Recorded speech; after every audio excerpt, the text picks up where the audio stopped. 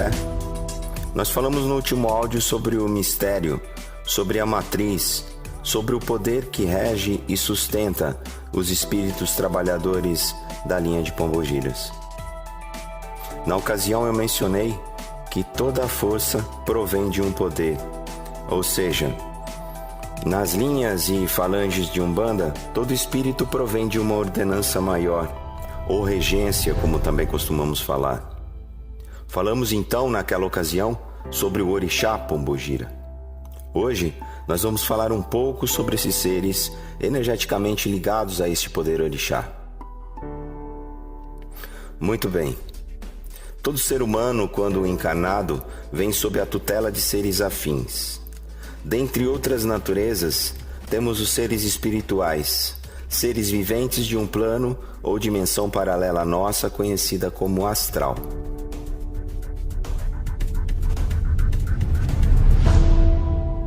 A depender de nossas crenças ou vertentes religiosas, que podem ser mais ou menos espiritualistas, encaramos, compreendemos e denominamos estes seres de uma forma. Por exemplo, um ser que nos protege pode ser tido como anjo da guarda, como um guia, como um protetor, como um guardião ou mesmo como um Exu, se nós nos encontramos dentro de uma egrégora de Umbanda. O fato é que, independente das pessoas participarem ou não de doutrinas espiritualistas, estes seres continuarão a existir e a exercer suas funções. Por essa razão, eu mencionei que todo ser humano possui um grupo de seres nos auxiliando, dando suporte, sustento e amparo ao processo encarnatório em que vivemos, e não apenas aqueles que se auto-intitulam como médiuns. A diferença em questão é que o médium, ou seja, a pessoa mais espiritualizada, terá a ciência dos fatos, enquanto os outros simplesmente continuarão ignorando. Mas vamos falar então destes seres que atuam dentro da linha de Pombogiras. Todos nós temos pelo menos 3 Pombogiras ligadas à nossa existência. Uma Pombogira natural, uma Pombogira guardiã e uma Pombogira de trabalho. Digo no mínimo 3 porque, assim como em todas as outras linhas de Umbanda, os médiuns podem ter trabalhando junto de si mais do que um guia de cada linha. Ou seja, no decorrer da vida mediúnica, o médium pode manifestar outras entidades trabalhadoras. No caso aqui estamos falando das Pombogiras. Entretanto, haverá sempre aquela que se destaca, aquela que está à frente dos trabalhos. Esta nós chamamos de Pombogira de frente.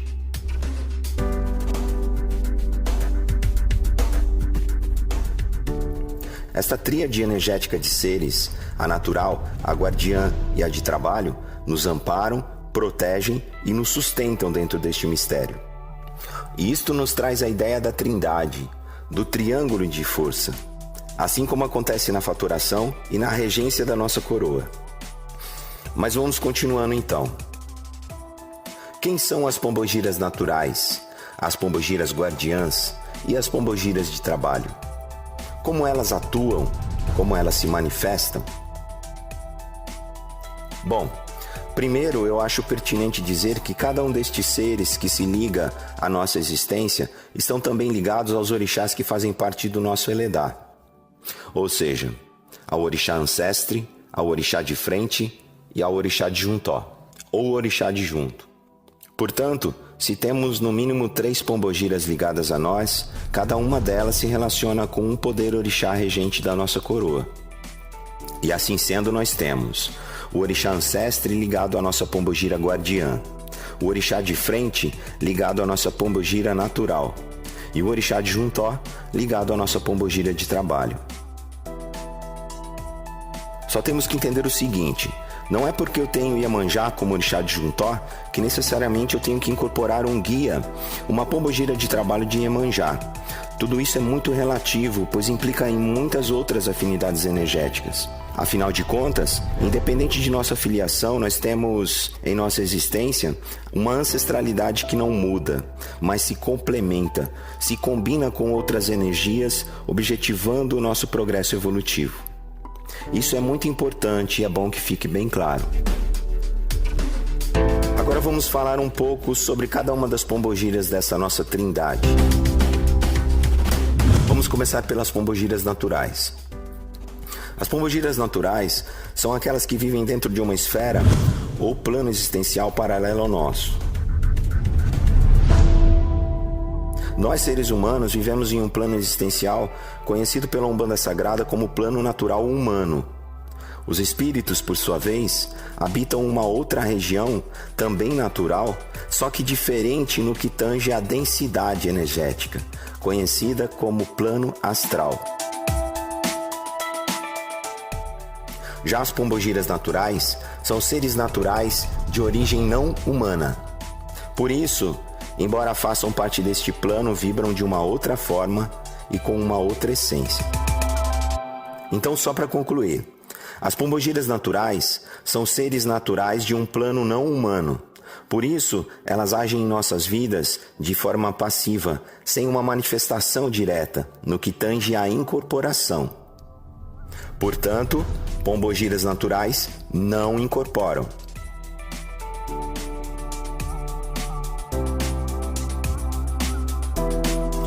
Pombogiras guardiãs. Costumamos sempre, quando nos referimos aos Exus e pombogiras, saudá-los enquanto guardiões e guardiãs. Isso de fato procede, porque realmente são guardiões e guardiãs.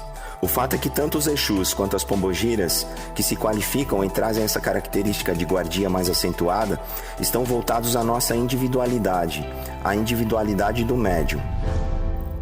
São Exus e pombogiras que passam a exercer suas funções assentados junto aos elementos absorvedores, esgotadores, neutralizadores de uma tronqueira. Logo, as pombogiras guardiãs são seres assentados por médiuns que abrem espaços de atendimento espiritual, centros, núcleos, tendas, terreiros. São seres que também não têm o hábito de incorporar em seus médiuns. Ao contrário disso, transmitem as informações para os guias de trabalho. No nosso caso, estamos falando das pombogiras. Então, transmitem as pombogiras de trabalho, que comunicarão da necessidade de objetos ou elementos de axé.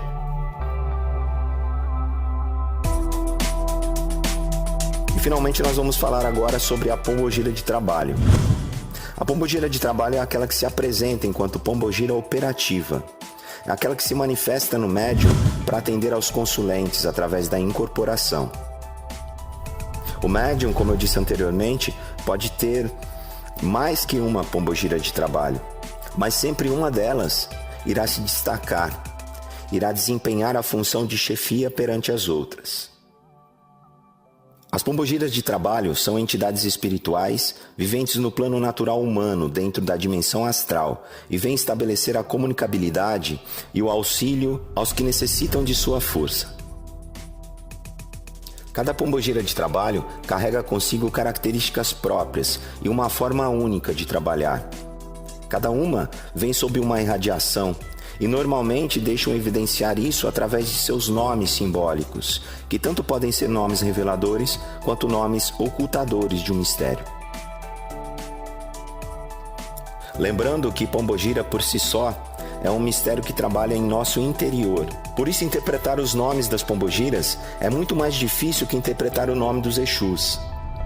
Enquanto os Exus trabalham em nosso exterior e são mistérios reveladores, inclusive em seus nomes, as pombogiras trazem este mistério ocultador.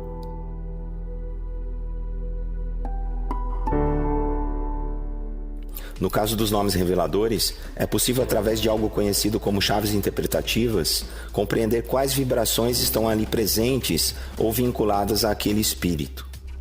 Mas se forem nomes ocultadores, nós só teremos a compreensão dos mesmos se as próprias entidades nos revelarem. Eu vou citar agora alguns nomes simbólicos utilizados pelas senhoras para que nós possamos entender essa questão de chaves interpretativas. Por exemplo, pombogira Dama da Noite. Dama nós associamos a Oxum e noite a Omulu. Então nós temos aí uma pombogira que trabalha na vibração de Oxum e Omulu. Pombogira Rainha. Rainha, rei, vem de Oxalá. Associamos a Oxalá. Então é uma pombogira que vem na vibração de Oxalá.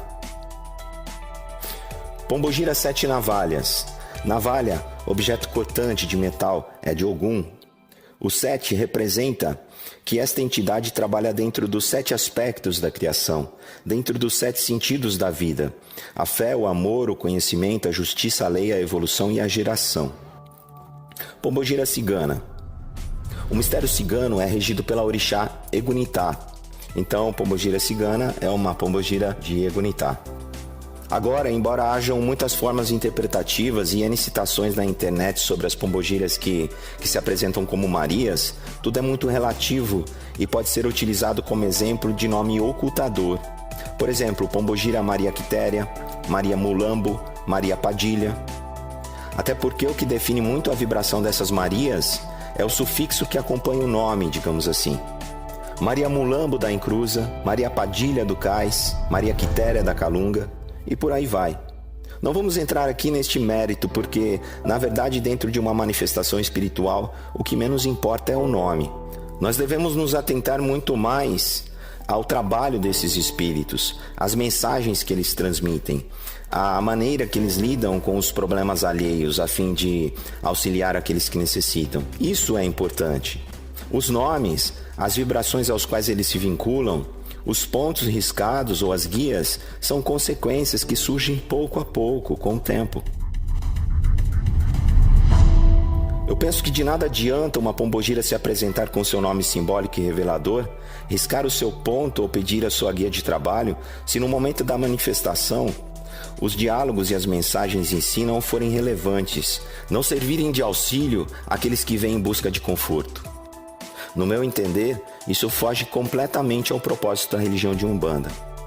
E se as pombogiras fazem parte das linhas que compõem a nossa Umbanda, é compreensível que elas venham pela lei e pela justiça divina. Por hoje nós ficamos por aqui.